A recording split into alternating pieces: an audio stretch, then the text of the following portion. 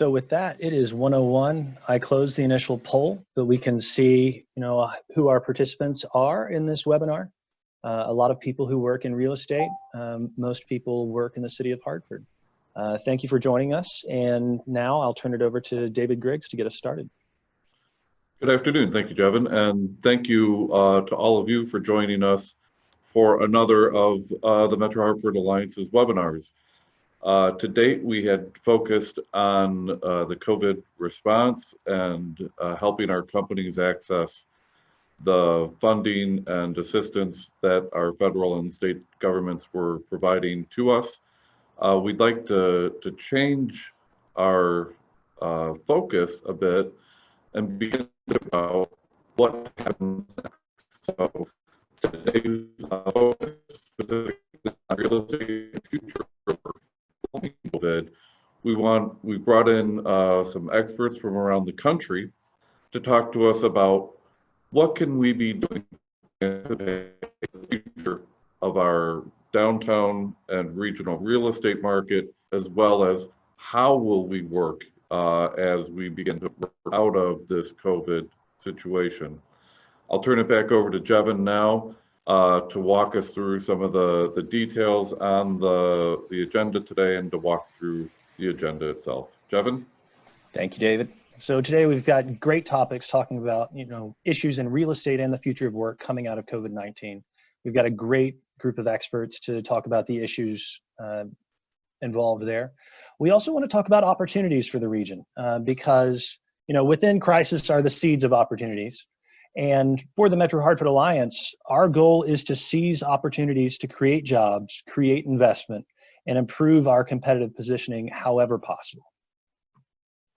So three of the big opportunities that we see coming out of this, whether you talk about the Hartford metro area as a small, big city or as a mid-sized metro, we can avoid the disruption from density that larger metros like New York City, Boston, Seattle, and San Francisco are seeing.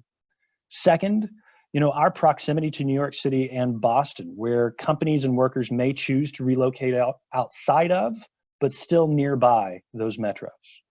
And third, Hartford has been on the cusp of development. So we're not locked into investments like Brooklyn and Back Bay, and we can pivot to serve kind of changing market demand.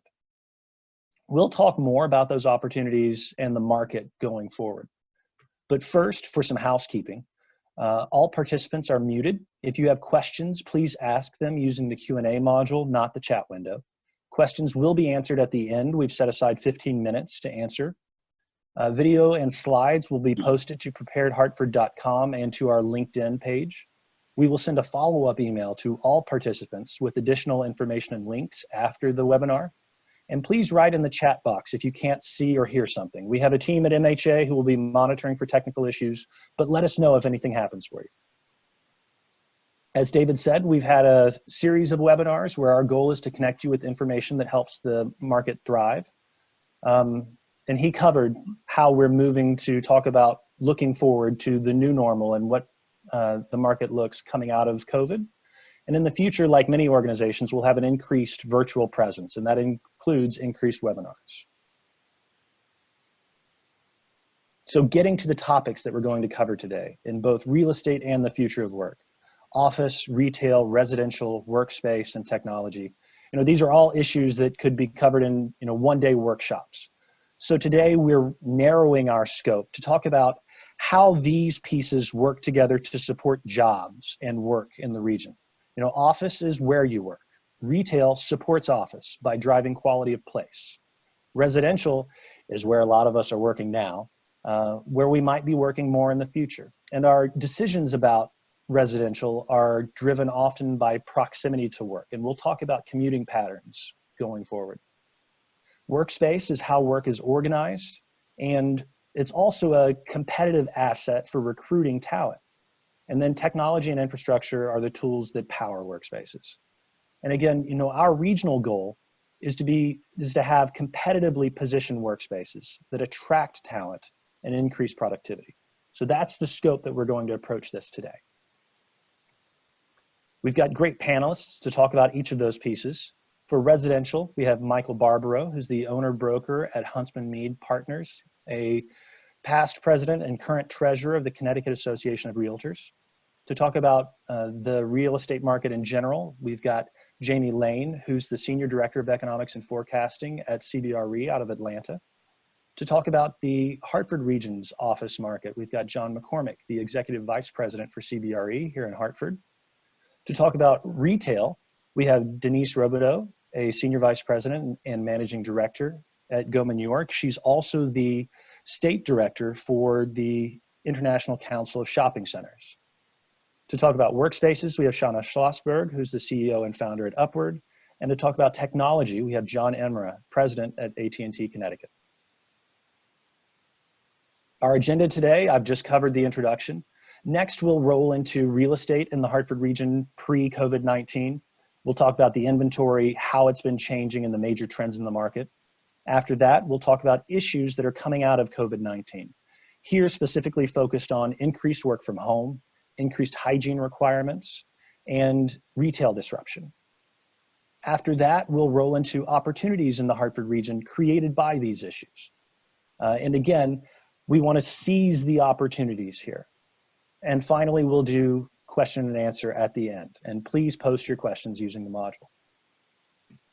Before we get into all of these issues, I think all the panelists talked to me about wanting to be humble in how we approach this topic today. I think many of us have already attended webinars where people try to make these grandiose predictions about what's going to happen in the future. There's a great quote from the psychologist Daniel Kahneman, that nothing in life is as important as you think it is while you are thinking about it. And I know a lot of us have spent time thinking about COVID-19 lately. I'll also steal a quote that I got yesterday in a discussion with Shauna. And Shauna, I apologize if I misquote you here. You know, after 9/11, we didn't stop going into tall buildings, but it really changed how we went through airport security and several other things. You know, COVID-19 is a big crisis. It will change things. We're not sure how. So, you know, today what we're going to do is we're going to focus on how these issues can impact the market without trying to make grandiose predictions about the magnitude of those impacts. So from there, we'll turn this into a discussion. And I'd like to bring in Jamie Lane to talk about a general market overview for real estate. Great, and thank you. Do we have the slides? Sorry, am I going to share those? I have the slides. I'll share for you. Okay. And just as Jevin said, not to make any grandiose predictions about how deep it's going to be, I'm going to make some grandiose predictions about what we expect the impact to be based on our sort of current expectations. It's important to note that this recession is different. There wasn't something structurally wrong with the economy, and shutdown isn't, and it's self-imposed, and it's meant to be for the greater good of beating this virus, and so that we can more quickly get back to normal. And it's no doubt that the current lockdown is causing a major disruption to the economy, both in terms of output and measured by GDP and employment. And even in the most optimistic scenario, we still see a major reduction in Q2.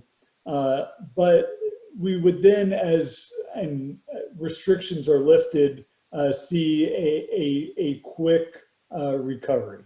And while that's not our current baseline, we do expect it today to be more prolonged. We're expecting, today, a 2-year recovery in terms of both GDP and employment.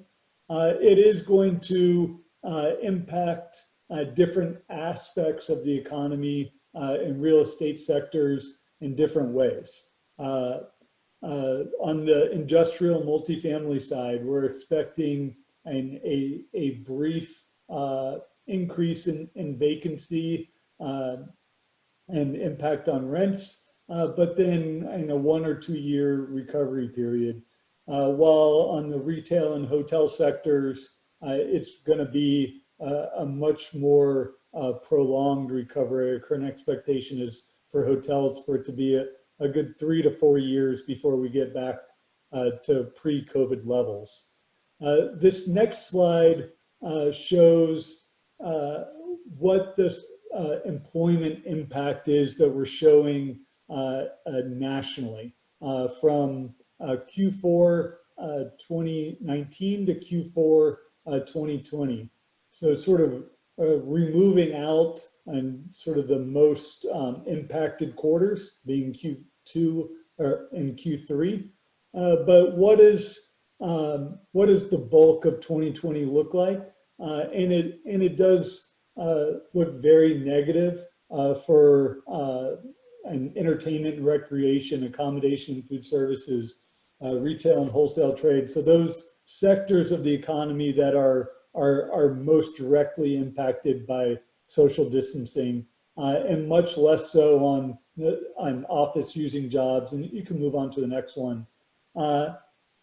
And as we break out the overall Hartford economy, you can see what the breakout of employment is between the high risk sectors to the economy and the low risk, where a good majority of jobs are, and most of the office using jobs are in that moderate risk. So highly productive jobs, and that they introduce a large percent of the large GDP into the market, and a high ability for them to work remotely as well.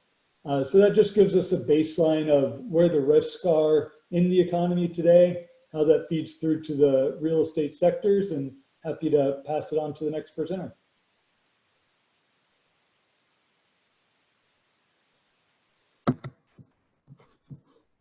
Oh, sorry, I was on mute. There we'll go to John McCormick to talk more about the regional office market. Good afternoon, everyone. I'm John McCormick. I'm an executive vice president in the CBRE offices that are currently located on the 31st floor of City Place 1. So on behalf of myself and the 45 other staff members in our offices, as well as our corporate clients, I want to thank everyone in advance for taking the time to listen to what we have to say today. In preparing my remarks, I thought it would be helpful if I gave everyone a quick review of how we finished 2019 and all the momentum that we saw starting in 2020. Before we get there, I would like to remind everyone that we have a 25 million square foot Greater Hartford office market of Class A and Class B office space. The current vacancy rates range anywhere from 15 to 34%, depending on which submarket you're in. In downtown Hartford, where the majority of our office product sits, we have almost 6 million square feet of Class A space in 17 office towers owned by regional or institutional owners that are currently dealing with a 19% vacancy rate and almost 950,000 square feet of available product. In the suburbs, we see markets like West Hartford and Glastonbury outperforming everyone else. The walkable amenities in those markets are game changers for not only the landlords and the rents they can receive, but why tenants choose to locate there. The opposite of that would be our current North Market, which has been dealing with a stubbornly high vacancy rate of 34% and has had some success recently. Last year, General Electric announced relocating to 200 Great Pond Road for 108,000 square feet, which was really important for the market. And it also can accommodate small tenants looking to access Bradley International Airport or the Western Mass labor markets. Now, transitioning to the first quarter, I'm pleased to report that we absorbed almost 225,000 square feet. Approximately 150,000 square feet of that occurred in the downtown Hartford market. Hartford Healthcare Corporation's lease for 95,000 square feet at 100 Pearl Street, and 2 leases at City Place 1, one with Galaxy E and Cap Specialty announcing that they'll be relocating from Glastonbury to the 16th floor helped drive that positive absorption that we saw. Trends that will continue to impact our market before COVID, during COVID, and after COVID continue to be the mergers and acquisitions activity that has been prevalent in our financial services sectors, a constant strategy to reduce square footage per employee, the agile workplace, and let's be reminded that we have 10 million square feet of owner-occupied space that is not covered in our competitive space survey. And those large employers are continuing to reinvest on their campuses, creating improved work environments for their employees as well. That's what I have. Great. Thanks, John. From there, we'll go to Shauna to talk about workspaces. Hi, everyone. Thanks for having me. So I want to talk, when we think of workspaces, we think of all the tenant spaces that are in the different buildings. And I'm also going to talk about the co-working movement, which is really what Upward does. So we know in the last few years, there's been a trend towards flex workspaces within the tenant spaces. They wanted, the cubicles were coming out and more community and collaborative spaces were coming in. Now, again, there's going to be some immediate repercussion and there's going to be longer term. And as we're all saying, it's still early to understand everything that will change. I think we need a few more months for that. But when it comes to co-working specifically, and I can talk about Upward, we're the largest co-working space in downtown Hartford. There are a few in West Hartford and smaller ones around Hartford as well. Our clientele is some of the smaller businesses, the startup communities, and some of the larger companies that are taking us as overflow space, or like you were saying, Jevin, for employees. This was a perk that employees can use. And the shift we're kind of predicting and already starting to see, we know that some of the smaller companies, since there's no end date to this and it's still hard to forecast and predict, are just holding on to the cash they have. So they will be cutting costs, they will be cutting overhead. And regardless if they want to work from home or not, they may have to for a while or do some combos. And some of the larger companies will have to reduce footprints and the flex space, and will need transitional or temporary spaces. And we are the largest one now in downtown. So there's going to be some changes happening on both ends, but we do see them, and talk about it a little bit more afterwards, that the larger clients will still need this type of space as add-on spaces and additional space and to give more to the employee. It just may change how they use it or when they use it, and some terms that they need around it, if that makes sense. Great. And if I can add one more thing, a lot of these smaller companies and the startup communities, I mean, we left when this started, the economy was doing really well. They were getting funded, they were taking risks, that will reduce, and we'll need some time until they understand and can revamp. But workspaces, if we had many people who were working from coffee houses or from Starbucks or from different places, that will change as well. And so I think we're going to see a lot of different people were looking at the existing workspaces in a different light now, people who weren't using, starting to use, and some of the people who were using having to change their behaviors a little bit. All right. Thank you, Sean. From there, we'll do John Emra to talk about technology. Hi, Jevin. Thanks again for having me. It's a pleasure to talk to all of you today. Yes, so as I think about sort of where we were pre-COVID, this was really shaping up to be very much a transformative year for us. As we make a shift, I'm sure a lot of people have heard about 5G, and as we made that shift from the 4G world to a 5G world, we expected some really big changes this year. And as handset makers started to bring those devices out into the marketplace, expected to see a really great adoption. And as I think about where we're going sort of post-COVID, what that looks like, I think essentially all the trends we saw happening, and also just as you think about sort of linear TV to the streaming world, all of those trends that were occurring, I think end up getting accelerated as we come out of this COVID crisis. Talk about that a little bit more, but this was going to be a transformative year for us, and we think that, you know, if anything, connectivity becomes a lot more important on the other end of this crisis. Thanks, John. And next, Denise. Sure, give me the hardest one. What hasn't changed should be said for retail.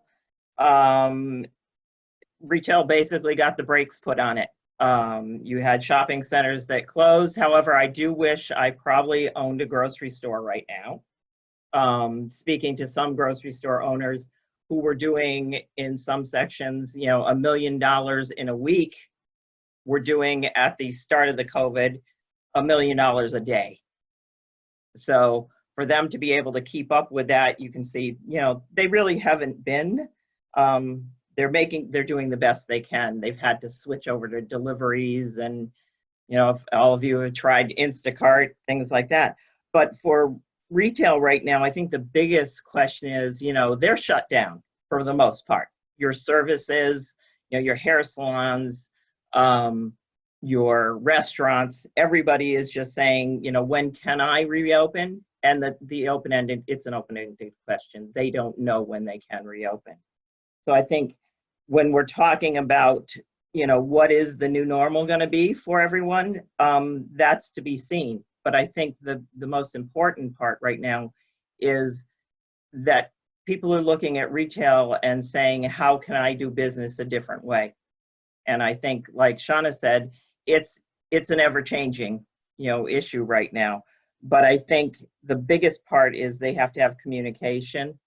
You know, they've got to keep connecting with their customers, and you'll see that a lot through e-blast done out, if, you know, through tenants and things like that. But you've got to start thinking about, you know, retailers you have, you know, if you look around the area, you have big box retailers that totally shut down. You know, you have TJ Maxx who even shut down their online shopping and things like that. You have retailers right now who are refusing to take their orders that they've ordered.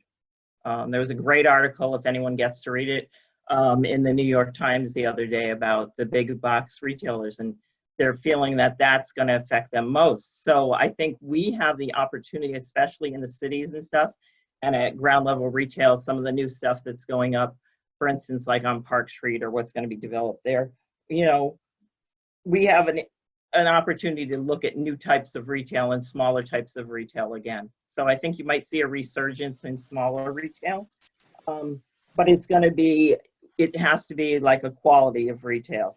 You've got to get, you know, retail can't work remotely. So they've got to start talking about the technology for retail. How is that all going to look? Going forward, restaurants are only doing 10% of the business that they were doing before. It's a whole new way. So I think this is unprecedented. It's nothing that retail has ever seen before. And like we all talked about it, after 9/11, you know, retail bounced back. After 2008, retail took a while, but it bounced back. We're talking, you know, what am I going to do when I open my retail? What's going to happen 6 months, 12 months? I think that's the most, maybe up to 18 months that retail can look at right now. How they're going to get through this holiday season is a big question for retailers right now. So I think the opportunity is there for the smaller retailer, the big box retailer. I don't think it's there right now. So. Great. Thank you, Denise. And You're welcome. I saved Michael for last because Michael was the creator of the idea to have this webinar. And I just steal great ideas from great people. So Michael, if I can hand off to you. Thanks, Devin. Yeah, thank you, and good afternoon, everyone. So I think I bring a little different perspective. I bring some good news. I think never before has home meant so much to so many. I mean, we're all sitting in our homes, I presume. Some might be in our offices. But I'm going to talk about two things right now to start off. I'm going to talk about our inventory and where we stand, and I'll talk about trends a little bit. So our inventory was already low in our mid-range to median price level and anything below. So COVID is obviously worsening that, right? We're finding people that are choosing to stay put right now, keep their houses off the market, take their house off the market, whether that's because they don't want people coming into their house or their realtors don't want to facilitate those things. So we are seeing a worsening situation when it comes to inventory. But the good news is that prices are stable, and our National Association of Realtors chief economist is Dr. Lawrence Yoon. I was on a call with him this morning. He's thinking that perhaps prices will trend slightly upwards in certain price points. So that's optimistic. In terms of trends, demand is up. Believe it or not, we're busier than we were. We're doing things in a little different fashion. We're doing a lot of online showings. It's taking a little bit longer for us to do what we do. We're suiting up with gloves and masks. So business is a little bit different, but there is still a demand. And we are seeing a migration trend, which is people coming inbound from the cities. They're looking to get away from it. And I think we're going to continue to see this trend. I think, and this is an important factor. Employers will organically become more receptive to work from home. But there's another aspect of this. They're not going to have a choice. Many of our clients that are coming in, and many of the people that we're dealing with, new clients, are coming here because they want to get away from the bigger cities and they want to get away from the congestion. And if New York City or Boston decides to open up tomorrow, I don't think that the people are going to start flowing back into the city. So I think we're going to see a greater presence of people that are working from home. And I think what that does is it expands that radius organically. And this isn't necessarily speculation, because we currently have clients. We bring a lot of people that come in from out of state. And we currently have clients that if their travel days into Boston or New York are, maybe once to three times a month, the sky's the limit on where they can go. And so really what they're doing is they're focusing on the area and the town and the municipality and the lifestyle that they want, rather than worrying about a daily commute. If it's a daily commuter, they're very specific about where they want to be. They won't even go maybe one train station down to the Metro North, or 5 minutes in a different direction. But what we're seeing is a clear demand for people to come get away from the cities, to come into Connecticut, and we're hopeful that this opens up opportunities for our commercial partners in real estate. So we bring a little bit of optimism. Great. And today is all about talking about opportunities and optimism. So thank you very much, Michael. So from there, we're going to roll into talking about the issues and the phenomena coming out of COVID-19. And the first one that I want to queue up is talking about, and we're going to open this up as more of a conversation between the panelists, talking about increased work from home. And the first piece of that I want to cover is talking about how office design might change to facilitate that increased work from home. And Shauna, I thought I might throw that out to you first. Yeah, and again, work from home is not new. For many of you on the call, you know that many companies, including major corporates, already have 40% of their workforces been working from home for many years, because and Michael was alluding to that, if there's people that want to live in a certain area or need to live in a certain area and they wanted to hire them, then they wouldn't force them to move to Hartford necessarily, they'd allow them to work from home. It was happening already. And I think, again, the immediate future, obviously we're all at home and it will happen even more. And then we'll kind of see what happens. Some people cannot work from home. And especially if there's kids at home and, they have to take certain meetings or noise or whatever the distraction is. I think we're going to see more and more in the immediate future of these mixed settings, and we go back to these flex workspaces that have to be safe, and we'll talk about that in the next section and how we do it, but that someone has availability to fill. So you can be at home for a certain number of hours, but either you need a change of energy or you do need to connect to your team. Virtual only gets you so far. Work from home is not the full solution. but a mix is probably what we're going to see more and more happening. Once a week, we have currently 10 members in our space that they work all over New England, but every Monday they're all in the space in order to collaborate. So there's some sort of connection, there's some sort of team building, and we saw a lot of companies trying to do this online, Zoom happy hours, but again, it's not the same. So the ability to see each other and connect for our mental health, for productivity, for collaboration, for everything in a safe way will have to happen and come back. So these flexible workspaces, these adaptable workspaces will become more and more important, and the ability, especially if you have to, some have to stay home because they have to be with a family or they're in a vulnerable population, that these workspaces are really technologically outfitted. So if, half are in or half are out, so a quick Zoom meeting can be, at every moment, not someone has a camera or they don't, but all these rooms all have all the technology ready to go will be really important. And building on that, talking about technology, John Emra, what do you think about kind of the technology and infrastructure requirements to power these workspaces? Yeah, I mean, definitely. I think one of the things we've seen, right, in this COVID crisis as we respond to it is, network demand. The amount of people using our network has increased dramatically here over the last in the last month or so. What we call our core network demand has increased about 25%. So people are using networks more than they ever have, right? They need to connect. They're doing calls like this and Zoom meetings and the like. So all that is driving demand. The really fascinating thing has been to see sort of the dispersal of that demand, right? We typically can sit back, our engineers, and look and watch traffic on a Monday and see how the traffic is driven in major centers. But today, because we're all in, or so many of us are in this work from home scenario, we're seeing traffic usage overall grow, and now it's much more diffused than it was before. So it makes, from a technology standpoint, it's a bigger challenge for those of us like at AT&T and our competitors to make sure that we're providing those connections in those areas where, frankly, those are typically places that it's harder to provide connections, right? We built these big pipes and these big backbones into huge office buildings and the like because we knew there was so much demand there. Now that demand, there's even more demand, and it's more diffuse than it's ever been before. Interesting. And so thinking about how that might change the footprints of offices, I'll throw this to John McCormick, but I'll invite kind of the rest of the group to chime in on how you might see footprints changing.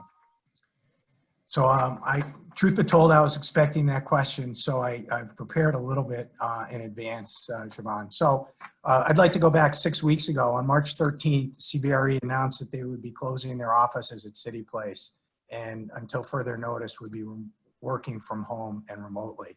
Everyone wants to grab their belongings, grab their laptop, and leave by, I think it was 5 or 5:30 on the Thursday before.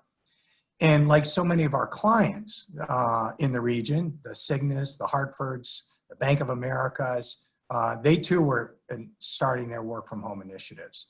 And I would say the companies that we surveyed that decision, all were able to transition well to the work from home environment. And that, I think, was great news because they had made the investment to be able to do that from a technology standpoint. But it also allowed the employees to feel less of the anxiety associated with the office closings. So that's my first comment. The second comment is once the thought about how we would reopen started to be part of the conversation 2 weeks ago, there was a lot already being talked about in terms of social distancing, things that we would have to do from a wellness and safety perspective to keep our employees safe, how building owners and tenants would access buildings, elevator access, fresh air, ASHRAE standards, making sure increased fresh air was coming into office spaces as we think about going back to work. And as part of that, there's been a strategy associated with all of the furniture that is housed within these office environments. So if you were in a workbenching scenario with 12 or 14 associates with no ability to have social distancing, the furniture companies, OFI locally, Red Thread locally, have come up with strategies to adapt that furniture to create some additional spacing. They've created abilities to extend the heights associated with the dividers for workspace. And Shauna, you can probably help me with this, but on the agile workforce, there's going to be maybe an interim decision to just have designated spaces for the short term as employees come back with some sort of split shift. So if I was in cubicle 53, that would be designated my cubicle for the foreseeable future. I think owners and landlords, owners and tenants have had a lot of dialogue recently about the common area spaces and how that is going to be treated and how we're going to get somebody from when they arrive and then get them safely up into their space. But I think all the large employers are really thinking about the strategy to keep the employees safe. Shauna, do you want to chime in on that? Yes, absolutely. Again, I think that is a really good point in general. And if I can expand, you know, is this a good time for me to even expand around hygiene and the different things? Or Can we wait on hygiene? We'll do that. So with dedicated, it's true. They're going to want to know this is theirs. I mean, what do we get at home? The fact that it's our germs, right? No one else has been. We could live with that. So you have to feel some sort of confidence in knowing maybe beyond dedicated spaces is to know who else is in that space. And are they taking care of themselves like I am taking care of themselves? And there's going to be, I mean, it's all going to be a game of confidence now. We want to get people back to work in some sort of format. We have to keep them safe because they're not going to come back if they don't feel safe. So confidence, raising confidence and this transparency will be so, so important. So I agree with John. And again, many of them have furniture that they can't. Some are lucky. I mean, we have such adaptable furniture. We're going to have to make some changes. And things that were great a few months ago will now be looked at a different light. So being adaptable and understanding and listening to who you want to come back, the people that you want coming back, and understanding their needs and not questioning it, even if it doesn't make so much sense, but understanding that that's what's going to raise confidence and that's how they're going to feel safe is going to be really critical now. And so just to throw this back to John and Shauna, you know, we had these competing forces where we saw open workspaces being reduced space, square footage per employee. And if you have increased work from home, you might have reduced square footage because you need less because you don't have as many workers in the space at the same time. But we may see, when we talk more about hygiene, the flip side of that, where you have increased space per employee in order to create that environment. I think some of that, there's going to be an interim step where, you know, let's say post-vaccine, where we're going to be able to have people come back in shifts. You know, I may work Monday, Wednesdays, and Fridays from home. I may have the ability to go into the office on Tuesdays and Thursdays or some variation like that. But the fact of the matter is that let's say a huddle room or a telephone closet, you know, 10, 15, 20 people may have worked on and worked in any given day. Those will be shut down. No one's going to use those in the short term. They're really going to be sensitive to who is sitting or who is utilizing something. And that goes into large meeting rooms. So where landlords have created common area space to accommodate training rooms. And Shauna, you know what you have as an amenity package on the 7th floor at 20 Church Street. You have big meeting room space, training space. And that is going to change capacity and who may want to use that space because now it's in a common area versus something that's in their own premises. And again, that I think the change will be that there'll still be usage, but the usage request will change. So if it's a room that had classroom style seating and could fit 50, it will change to pods that, you know, 10 collaborate in that room. So the collaboration, they came to our spaces for collaboration. They came to our spaces because they wanted a different space. That need didn't change. But how we keep them safe does. And when you have, and what we have is such movable furniture, any formation, and we were already doing this and pods were used all the time. So that is something we could cater to. But even if we look at the co-working space, and yes, it looks like there's a lot of desks, but if you looked at, even when there was a lot of people there, everyone they didn't sit on top of each other because you wanted some privacy and you wanted quiet. So usually if you imagine the traditional co-working view, which is back to back and it's a foursome kind of thing, it was 1 per 4. And if you count that, that's 6 feet. So I don't think things will dramatically. When you saw people really sitting next to each other is because they chose to. They knew each other, they were working on something together. And I think that will be a challenge that as society will face. Like if I want to have a conversation with John and we would sit across from each other, will we sit at the opposite sides of the table? That'll be very awkward. So how will we react and deal with these things? A few things will, it's going to be confidence level. It's how well you know the person, and if you know they are safe. And so there's going to be a lot of, human nature moments type of things as we adjust to this new normal. From a workspace, we were always there or very closely. And if not, those adjustments to make sure there's more space can be made in minutes based on how we have our furniture and our layouts. And again, a room that could hold 80 probably never held 80. The sizes were 20 anyways. And now they'll say, this group is collaborating, 10 is enough. Can we position? And you were talking about pathways. What are the pathways? Someone comes to the board, someone go get some coffee. And a lot of retailers were looking at this to make a lot of the things one way. So it could be that both of us could have come and met, and tomorrow it's not possible. You go this way for coffee, you go that way to the exit.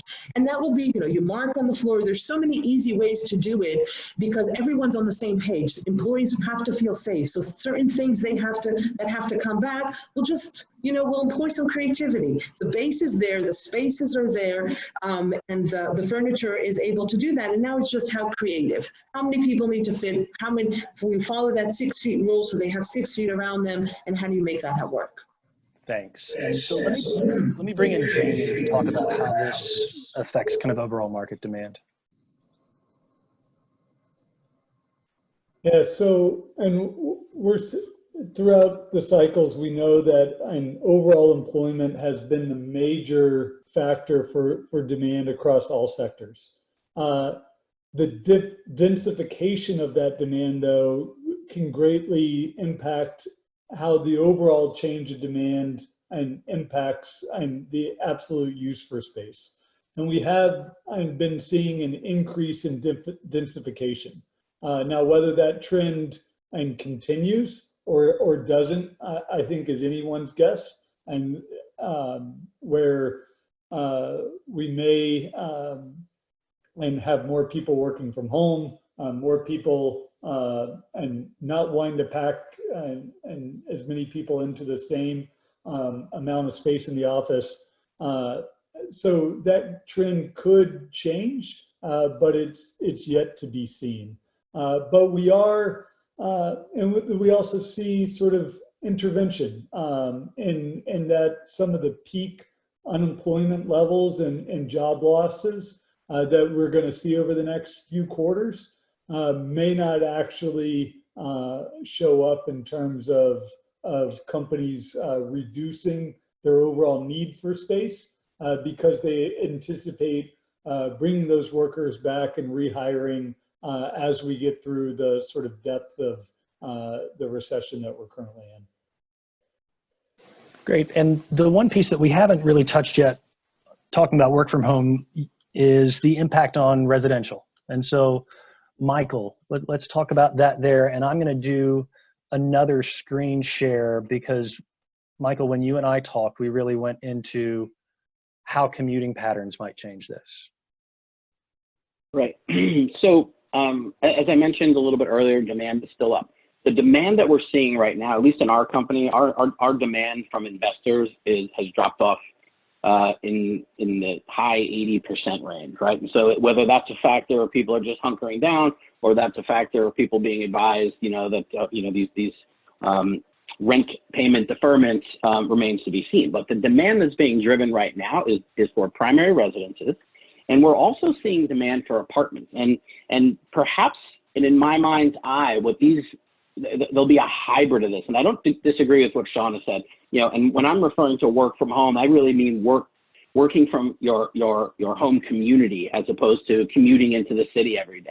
But there are people that are just not going to want to sit in their spare bedroom behind a desk every day. They're going to want to get out. They want to go to someplace like that. And whether you're buying a single family home or you're looking for an apartment building, I think we'll see more collaboration between apartment building, commercial apartment building developers and operators like Shauna, where people can, you know, maybe get out of the apartment and go down. And so we're already seeing these kinds of amenities in buildings. I think we'll see more of that. I think we'll see a lot of commercial properties perhaps be repurposed for these things. But right now, if we keep our eye on it, we're seeing people come in, but the trends that I'm saying are people come in from out of state. Typically, when we see people come in from out of state, they have a very finite travel area. And so we are doing a lot of searches based for someone's home based on travel time, right? And there's very sophisticated algorithms that will take into account the time of day that they'll be traveling, the time of day they'll be returning home, and it'll adjust the radius there. But what we're finding, and what we found historically, is that when someone has to travel less frequently, and that could translate to someone for 1 time a week or 2 times a week, or it could translate to someone for 2 times a month, there almost is no radius, right? And you and I were looking at the slide that you have up here, and I think that's a fairly good representation of what we're seeing. But we're seeing people that are saying, if it's a matter of me traveling an extra 4 hours a month, I'm okay to, you know, go to West Hartford and maybe have to drive to New Haven to get a train station, or I'm okay to go to Cheshire and maybe have to drive into Boston or take a train into Boston twice a month. And so I feel that that is going to continue, and I feel that we need to, in the region in Connecticut, I know it's going to be on the radar for Connecticut realtors. I'm also president of our statewide MLS, which is Smart MLS. We are carefully tracking and trying to track where people are coming from to see if we can get that data, because as we see that, I believe as the business community, we have to seize that opportunity. We have to facilitate that.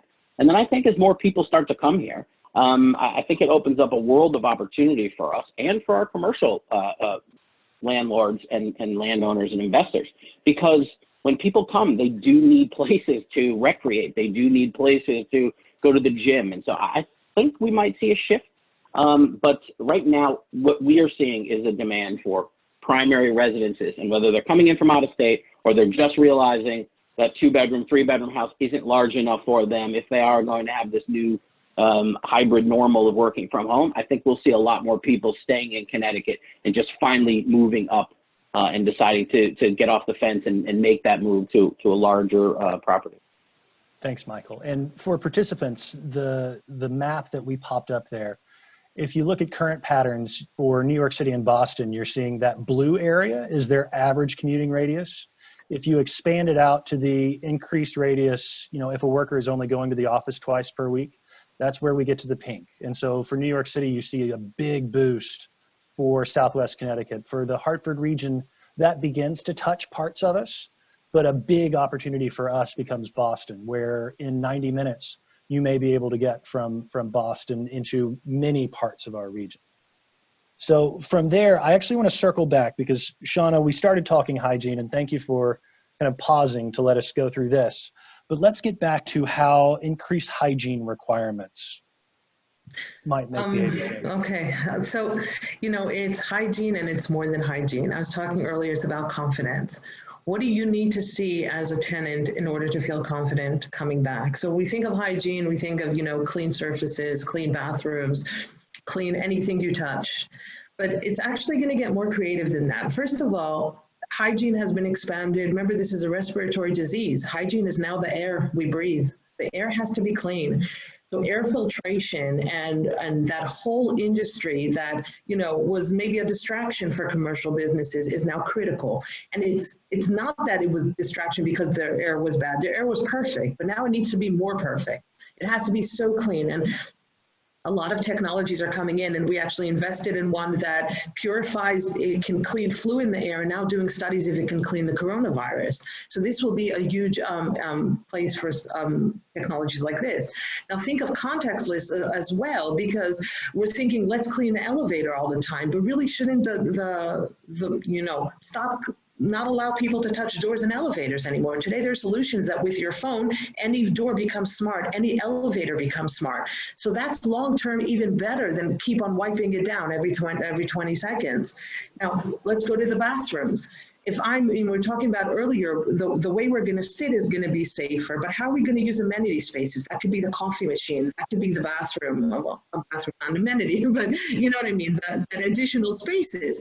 Will you feel comfortable walking in the bathroom and finding 3 people there? No. You'll want to know how many people are in. Today, there's technologies that sit on the doors and count how many coming in. So think of the airplane experience, occupied and not occupied. We're going to have similar things. So next to the coffee machine, you'll be alerted because it may not be in your eye view, bird's eye view. And you're going to say, okay, it's free now. And maybe we'll even have queues, right? You'll say, my turn to get coffee. So you don't have to meet people there. But all that is so much tech is now on the market. And, Upward runs a prop tech lab. So a lot of these things have been part of our lab before COVID. But before COVID, the building said, it's nice, maybe, I don't know. Now it's a must. So these packages of technologies are going to become a must for buildings to start adopting. And if it's the landowners, if it's the corporations, it may be the tenants or the landowners to say, and it's going to be a lot of transparency. It's not enough for me to know that the bathroom looks cleaned. I want to know when. So all these digital signatures that, today maybe someone signing on a piece of paper was clean, you'll want to know. And the last piece I want to talk about is security. We're going to have to know who's coming into buildings. Is the building controlling that piece? Today, 2 technologies that I want to talk about. One of them is sensors that show heat maps and can see the temperature of anyone coming in. These are cheap sensors that can go into any building, and the security guards see there's a temperature. So we've been seeing that online, but this is something any building can adopt tomorrow, including technology that mark who's a visitor and who's a tenant. So you have to know, if you know there's a free-for-all, and I was talking about earlier that we'll feel less confident about taking our laptop and going to the cafe, but we will feel safer in workspaces. And the reason is because you're like, the people here are all like me. I know them. This is more controlled. So that controlled aspect is going to be really important in that transparency. And not only you're telling them you're doing it, but you're showing them how. And the more we have that confidence, the more we feel safe. And the more we feel safe, the more we'll return. Thank you. And before I bring this over to Denise to talk about retail, for any of the other panelists, anything to add on hygiene requirements? I think Great. you're going to see a lot of that in retail, Siobhan. Yeah. You're going to see, the lines that you used to see at Christmas time are not going to happen anymore. They're going to have to be, like Shauna said, there's going to have to be controls. There's going to have to be touchless entries into the stores. More important, now into buildings and things like that. I was speaking with a group of women builders, and they're looking at all issues like this so that I can tap my smartphone and go into my office building, or I can go into my house and things like that, and not have to touch doorknobs and things like that. So, or there's going to be a double entry where there's some type of, ultrasonic cleansing that's done as you walk through, So there's all those things, and the air quality, definitely. Gotcha. And so Denise, when we talk about retail as in improving the quality of place to make workspaces more competitive, when John McCormick was talking about the Hartford market earlier, he talked about the competitiveness of places like West Hartford that might have more retail, creating quality of place around a space. Right. Can you talk about how kind of retail disruption can affect that quality of place in the market? Yeah, I think you've got to see, people are going to have to be able to feel comfortable when they're walking in. Much of what you said, Shauna, can be transferred over into retail. I am so conscious now, if I go anywhere, that I'm going to be within 10 feet of a person, let alone 6 feet or a foot apart anymore. I think you're going to see a lot of businesses are going to move over to that online shopping. Or if not, they better have the technology to do it. And I'm not going to lie, we've all used Amazon, and we're all used to Amazon Prime being immediate gratification for it. If I've ordered something, it's there tomorrow. Well, right now, Amazon doesn't have that. I think I just waited 3 weeks for an Amazon pantry order. So, you are getting it with Instacart and things like that right now. I think the online shopping is going to be mandatory, but also I think places of retail. I'm thinking of downtown Hartford right now. There's Stackpole Moore has been there for years. I think they will continue to be there for years, but I think businesses like that, you have the online shopping component, but you also have a sense of community. And I think that's going to be a lot of it within smaller cities like Hartford, is that sense of community and sense of supporting the community. I think you get a lot of that with the new developments that are going into Hartford, the new housing, the multifamily housing, such as Pratt Street, the Dono that's going up, the new Park Street area. I think you're going to see little hubs of retail that people are going to want to stay in neighborhoods, you know, whether it's in a city or in a suburb. So I can't hear you, Javon. Because I'm muted. I need to learn how to use that button better. I apologize. John Emmer, did you have something to add there? Yeah, I just want to add on the technology, and Shauna talked about it a little bit. There are a lot of different technologies that we can use, I think, to give people some comfort. We're actually out in the field selling the product to customers, both commercial landowners and to retailers. It's a what we call an Internet of Things solution that uses camera technology to sense body heat, right? So there's been a lot of talk about deploying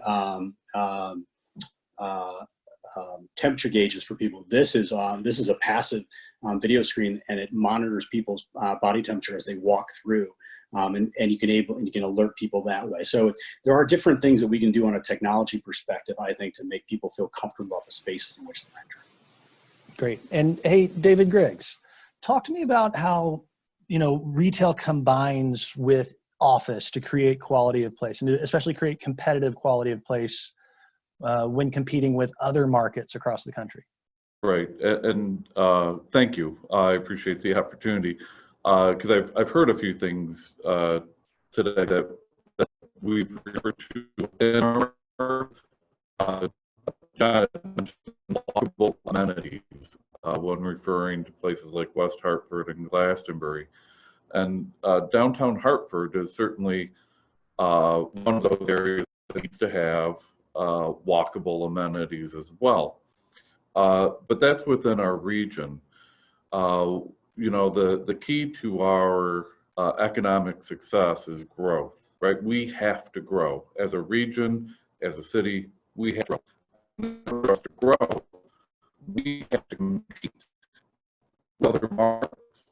So we have to have a market that's competitive from the technology standpoint, because companies have options. You know, every company that Don is the team that's working, they've got options. They could choose to come to Hartford or the Hartford region, or they could choose to go, in some cases, anywhere in the world. So we have to have our market competitive in order to win those opportunities. And you know, to me, I'm listening to this conversation, and it's pretty exciting from where I sit, because you've got a lot of places that are pretty well built out to our northeast and our southwest in New York and Boston, that when, you know, Shana talked about a room for 50 being reconfigured to a room for 10. Well, if those same types of decisions are being made in places like New York and Boston, where you had shown some data on the cost per square foot, you know, if I'm a company, I'm thinking about that in a dollars and cents way, thinking, what are my options? And here we sit neatly tucked within those two 90-mile radiuses or radii, for us to not, you know, we need to market who we are as Hartford to those markets. We don't need to be disrespectful. We don't want to go into those markets and you know, try to take advantage of a really bad situation that the whole world is facing. But at the same time, we need to tell them who we are. and what our market is and the opportunities that exist within our market. But a huge piece of that, to get back to your original question, is retail and the amenities that we need to have because it's expected. If you go to New York, if you go to Boston, these are things that are just expected. They're in some regard no longer amenities as, or you know, like you know, the bathroom being an amenity. You know, in some regard, retail, restaurants, these are the things that we have to have for our market to be competitive so we can win those deals. Javon, could I just piggyback on what David's saying? I think another element of this too is we have to seize the opportunity. We have to do it now, right? I'm just looking at the panelists here, and I'm seeing, you know, to have John on this call with the technologies. We got to get it going, and we do have to talk about it. We don't have to be the first in the world. We don't have to be the first in the nation, but we do have to be the first in the region. And I don't want to trample on what you said about us not bragging about it or rubbing salt in their wounds, but we are going to open up faster than Boston and faster than New York. And we need to be there because we do have those opportunities. And that comparison, our cost per square footage, and now that society in general is more receptive to working remotely, now some of the problems that I've heard from the Hartford region, from the New Haven region, which is a workforce, now you can attract a workforce from around the world to work in their home communities, from their home for people like me, from an environment like Shauna has, or even some kind of an office. But we need to seize this opportunity now and finally get Connecticut to become not something where we're trying to manipulate people to come here or offer them some kind of a carrot, where at this point in time, if you need to be in close proximity to New York and Boston, you have to be in Connecticut. And you and I have talked about this in our lunch. We need to get this to a point. We need to seize the opportunity and be the first to market on this stuff and let people know about it. Great. And so let's roll into opportunities. John McCormick, talk to me about. Yeah, that's a great segue. Thank you, Michael. So I've got an aerial. I don't know how well everyone can see it, but I've got an aerial of our downtown Hartford market, which is also the capital city of Connecticut. I want to remind everyone that. And we've had some great momentum. I'm not going to talk about the private-public partnerships. I'm not going to talk about the new Dunkin' Donuts Stadium. And you all, most of you already know about that. The Hartford Rail Line, an increased ridership. All of those investments are going to pay dividends. And to what David and Michael are opining on, now is we have the strongest foundation possible. And to let what's happened the last 6 weeks control the conversation is going to be a mistake. We need to get out and be aggressive now. And so I just thought I'd touch a little bit about some of the inventory that we see in downtown Hartford as available space. So for people that are on the call with us, if you need 3, 4, 5,000 square feet, there's probably 10 of those office towers that you see that can provide adequate space for you. If you're a larger employer and you need space for 100, 200, 300 employees, there's space in there's space in probably 4 towers for that type of opportunity. And I guess where I'm going with this is we've already proven for 9 years now that the urban migration trend back to Hartford is here to stay. We've had almost 800,000 square feet of positive absorption. That's 100,000 square feet per year on average that have come back into the capital city. On top of that, with the addition of additional multifamily apartment development, we are now a place that millennials, hard to compete with Boston and New York, but Hartford is a place that is attracting millennial talent. And that is going to be hopefully our seeds of growth. Lastly, landlords and tenants are in constant communication. Trust me, the last 6 weeks have offered opportunities for tenants to reach out to landlords, talk about the short-term help and assistance that they may need, but that's also going to roll into a much stronger relationship going forward.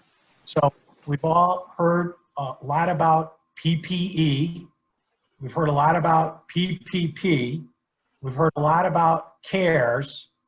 But beyond that, I'd be remiss if I didn't tell you that Webster Bank, Liberty Bank, Windsor Federal Savings, American Federal Credit Union, People's United Bank, Westfield Bank, they have all been there for their business partners in this in this period of crisis.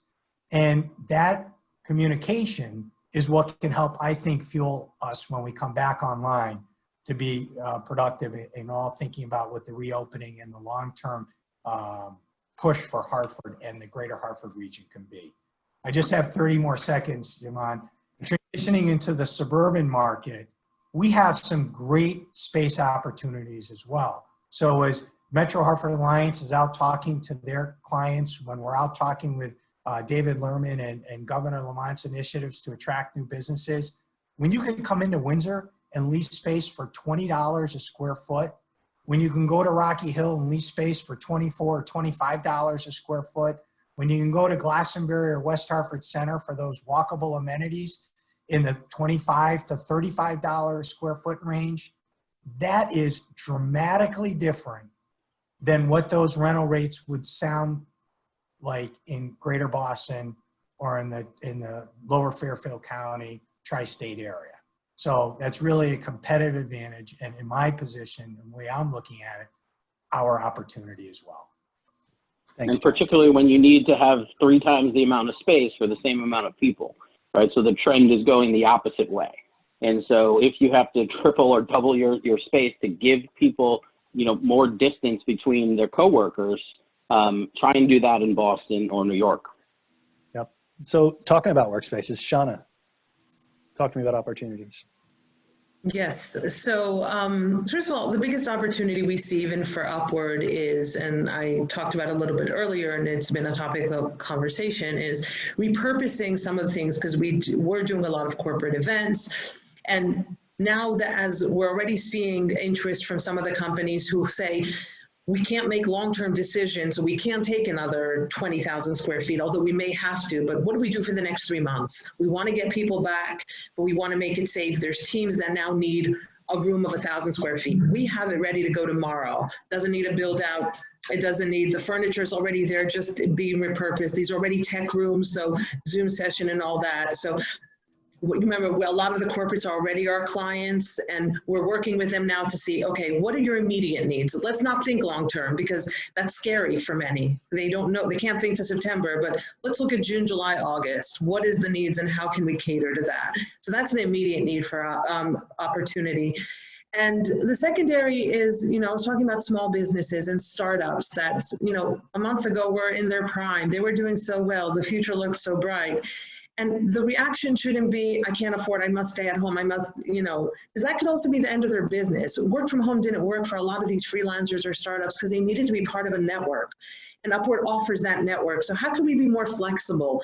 And if we were saying they can work from home, but they need 1 day here, or they need a weekend. We already offer a lot of those flexible memberships, but we want to offer them more. We want to bring people who maybe can't afford the membership, but say, let's look at the next 6 months and not get stuck in places. How do we make it work so we can all get through this? The last opportunity I want to bring up, and David, I really agree with you on that, because we've had in the last few years calls from, you know, companies calling from Hartford, from New York, and telling us there's an agile team of 20 that needs space for a year. And that more and more, you know, maybe we got a few of those, hopefully we can get a lot more and work with them. But if we as a community, and I think the people on this call can make such a decision to say, hey, why don't we take downtown Hartford and bring in all the tech and build in models? And Denise, you were talking about how the community fact of the retail, because the retail downtown, we don't have clothing stores downtown. We have restaurants that are struggling, and we don't have grocery stores, right? We have just restaurants. If we make a pledge to save them and to help them, so you're going to eat lunch anyways if you're going to be partially in that office, but you're going to make sure you order. And things like that, as a community effort, we could do it. And there's so much tech that I know startups, some of the ones we've invested in, or some of the one in the labs or in other programs, would pilot for free. and would say, let's show a model, let's show the world how it's done. Let's show this country how it's done. And while New York is still figuring it out, and there's so many players in New York, and it's gonna take time, you know, the 8 of us can make it happen tomorrow. So let's do it. What's stopping us? To build models that can then be replicated and say, this is a city that not only, you know, fell apart because of the crisis, but got stronger and got the startups back in, because the startups need opportunity again, because everyone forgot about them. We were doing so well. We had 30, 40 startups operating in the city. How do we get them back and say, you guys are going to be the future of buildings. You're going to be the future of retail, automation, all these things that we want to do. This is the time to do it. So Denise, what's your plan to make all of this happen? No, I won't do that to you, but I'll let you go next. Okay, I had to unmute myself, sorry. You know what, Shauna talks about startups, and I think there's a lot in the pop-up retail that can become community-based businesses in Hartford. We just have to find them, we have to search them out. So I think there's a lot of opportunity for Hartford in that. I mean, we have great restaurants in Hartford. Look at, you know, the Parkville Market, even through all this, is saying that they're going to open, you know, or have opened some of the businesses there during this time. So we've got the restaurants, we've got the entertainment. I think, and I just finished this study that we did with CRDA on multifamily housing. It's all about the walkability and the livability of Hartford. Hartford is a great little city. You know, make it all connected to that downtown area. We've got so many people that live within, you know, and work within the city. And I really think the points that you were bringing up about the millennials coming into the city, they're going to want some of those amenities. It's not maybe going to be a huge grocery store like we thought, you know, 20 years ago, because they can dial up, you know, Amazon or Whole Foods and Instacart and get their foods delivered and everything like that. But those multifamily housing are going to have to provide the ability for those people living there to get that. But they're going to want to go out and they're going to want to walk, and they're going to want to walk within those city limits and maybe, you know, walk to Dono or whatever. But they're going to want things in retail that they can get in the big boxes. It's easy to say I can order it online. I like walking amongst people and picking out things too. And I think you'll see that. You're going to see, you know, not so much opportunity in those big box stores that were there. I think you're seeing, and we saw it. We saw the smaller footprints come about. And I think Hartford has that opportunity. It was there, I want to say 25 years ago when downtown was booming and stuff. I really think Hartford can come back to that. Great, thank you. John Imra. Yeah, I mean, I think listening to all these conversations and what David mentioned about this idea of amenities and opportunity, to me, you know, what's really important is infrastructure, right? All of these things that we want to do, if we want to attract young people, millennials, we want to have these vibrant shopping districts and the like. You need things, you need the infrastructure there to make it happen. You put the slide up, right? So we've had and this is pre-COVID, we've had about what we look at about 470,000% growth on our wireless networks in the last 11 years as people have gotten smartphones. And that growth we just see accelerating again and again and again. And so in the past, our playbook was, oh, let's just build another big wireless tower, right? Those big towers we see all over the place. And that has frankly has sort of reached the end of its sort of useful life. And we need to think about differently, how do we get networks and get connectivity out to people, and do so in a meaningful way that you know, respects the environment in which you're working, but provides the service that they need. And so for us, it is, from an infrastructure perspective, it's small cells, which you think about, these are essentially small wireless antennas that we end up deploying on things like municipal light poles and the like, that are out there in the environment today. Much simpler, it's much better, it's a targeted approach that really helps to provide better service for customers. So we're in the process of doing that today. We're going to build, you know, as an industry, hundreds of thousands of these things all over the country. And what it really comes down to is making sure you have the right environment that allows this investment, right? So there's a limited amount of capital that we all have as an industry, and we want to be able to deploy that capital in a quick and efficient way. So for 3+ years, we've been working here in the city of Hartford to try to get small cells deployed into the city so that we have connectivity for all these customers. And I think about things like the Stanley Black & Decker Innovation Zone and all these other things that are going on. And at its root, you need connectivity to make it all possible. And small cells to us is the technology that really binds all of these things together.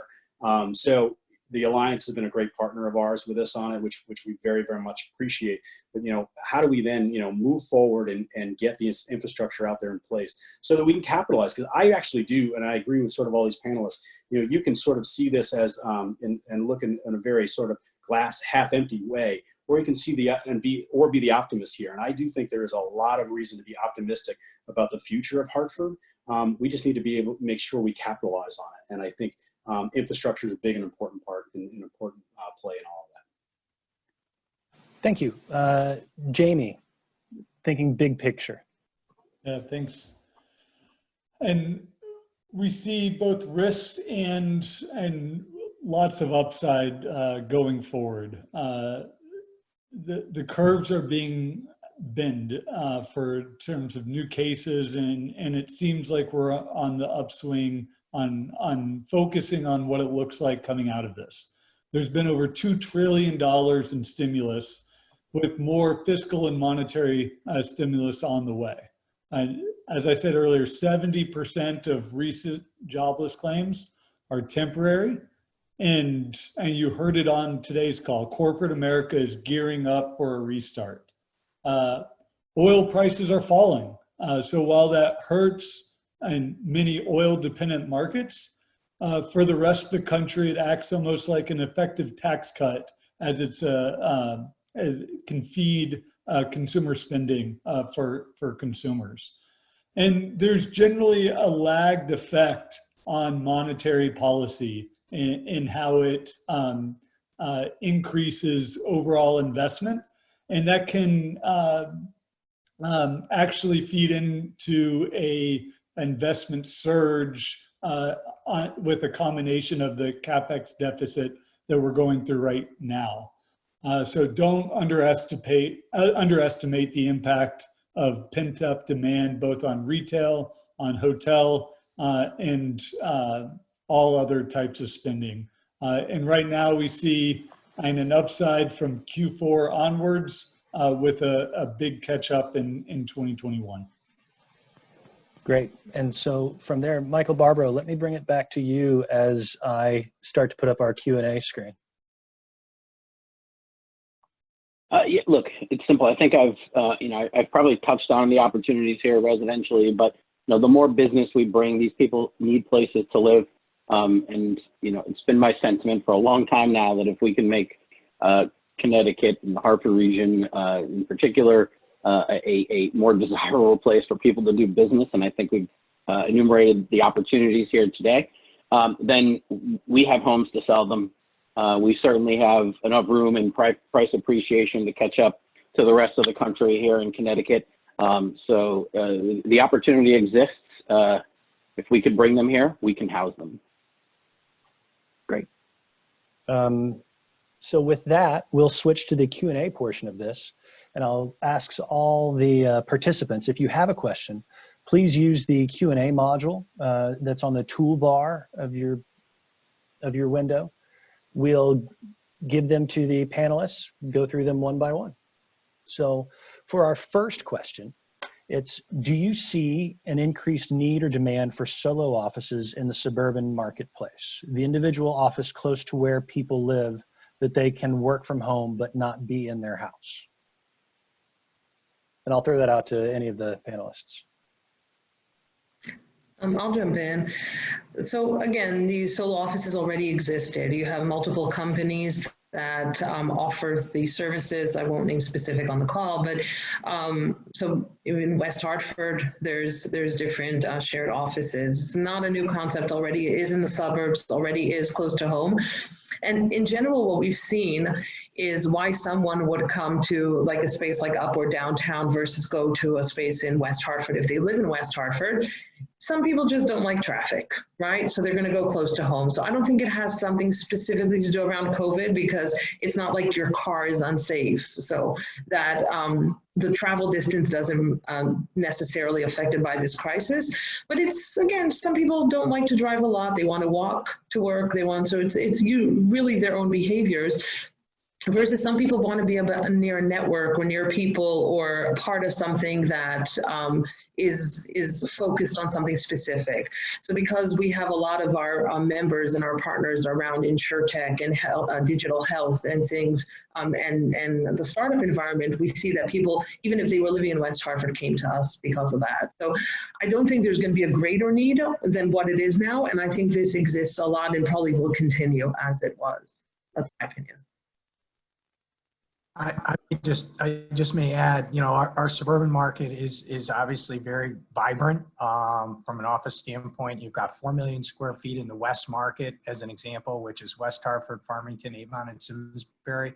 It's got a sub-market vacancy rate of only 16%. So I think that strategy for whether it's the C-suite, a startup, a mid-size, you know, or regional firm, you know, those suburban options are still going to be attractive. There's obviously free parking, or excuse me, work in the town Hartford market.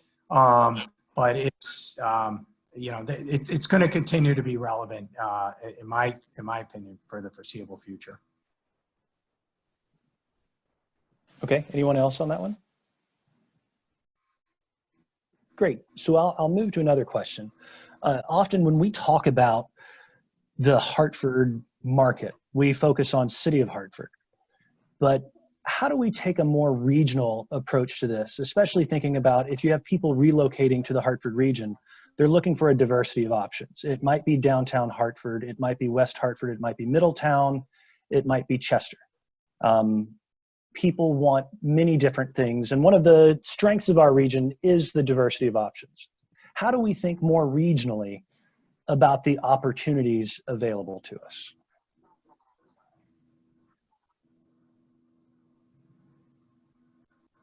I may call out my own boss on this because this is, I think, a huge part of what we try to do.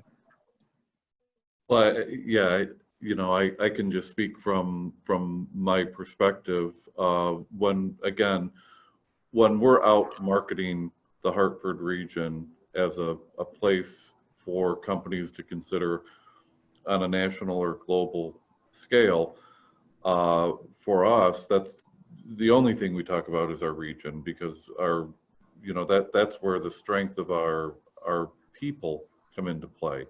Because, you know, when we're competing, it does come down to a couple of things, and eventually it does come down to an address.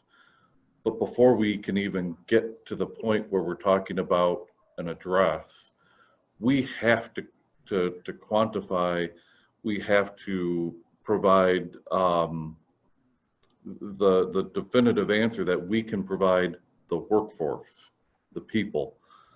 And the more we get into these subdivisions of who we are, the less competitive we are. If we were to try to go out to the you know, global marketplace with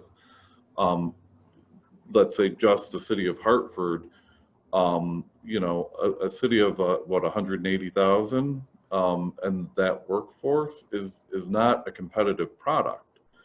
But when you look at the 1.2 something million people that make up our region, we're competitive.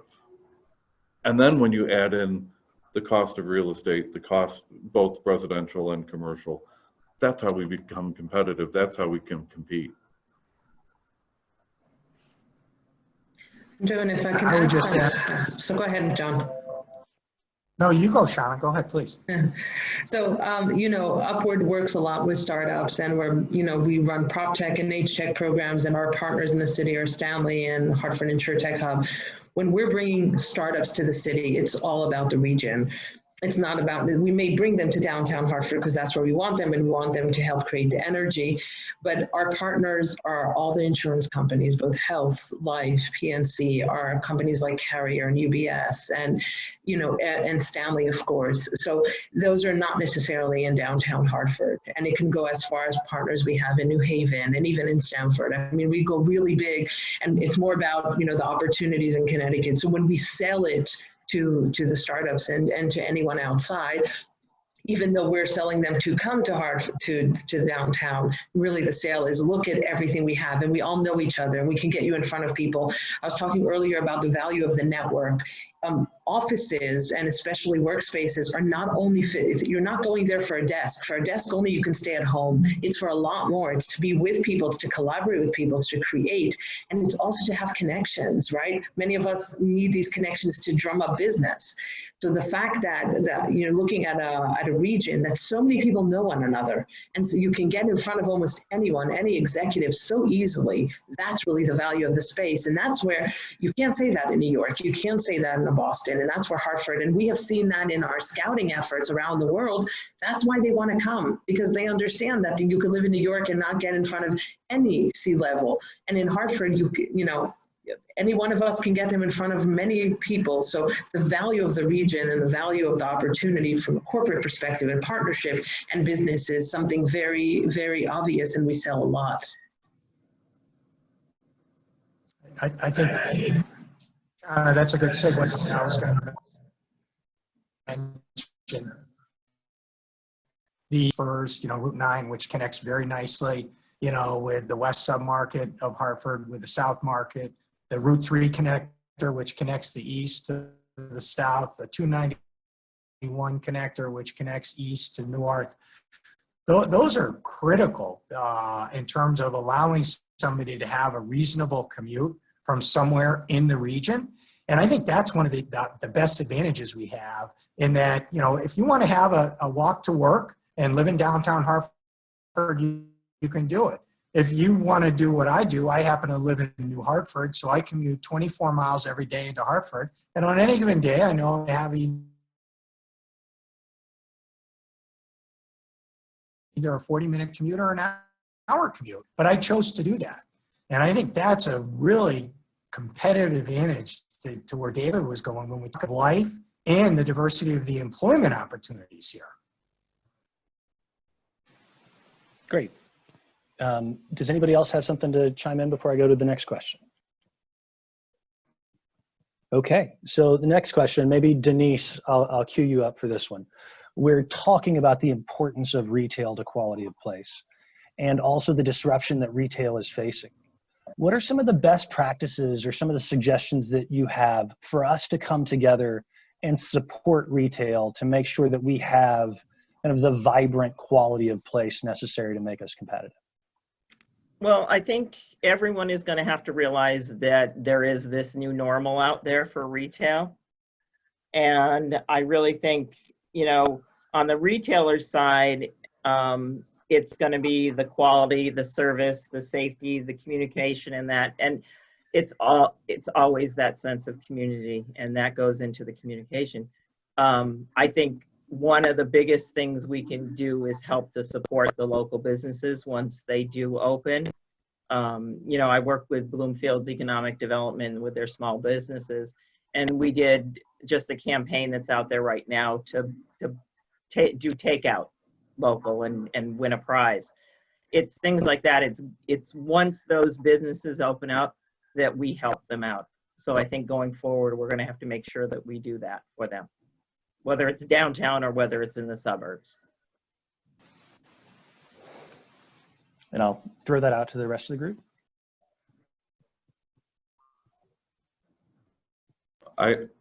I'll throw out a shameless plug. One of the opportunities that I think our board at the Metro Hartford Alliance saw was in the need to have a more active Hartford Chamber of Commerce, and really doing things that a Chamber of Commerce should do, So what Denise just mentioned about, trying to create programs to get, to keep our restaurants going and to keep the retail alive, if our board saw as an opportunity, and which is why we now have separate, still under the Alliance umbrella, but really operating as a chamber of commerce with Julio Concepcion and Shannon Mumley to push that piece of the Hartford economy. Great. And so with that, we're actually coming up to 2:30. I want to thank all of our panelists. I want to thank all the participants for coming. I'll remind everybody that the recording and slides for this will be posted on our website at metrohartford.com, on preparedhartford.com. We'll also post this to our LinkedIn site, and please follow us there. Thank you all for your attending, and please stay safe.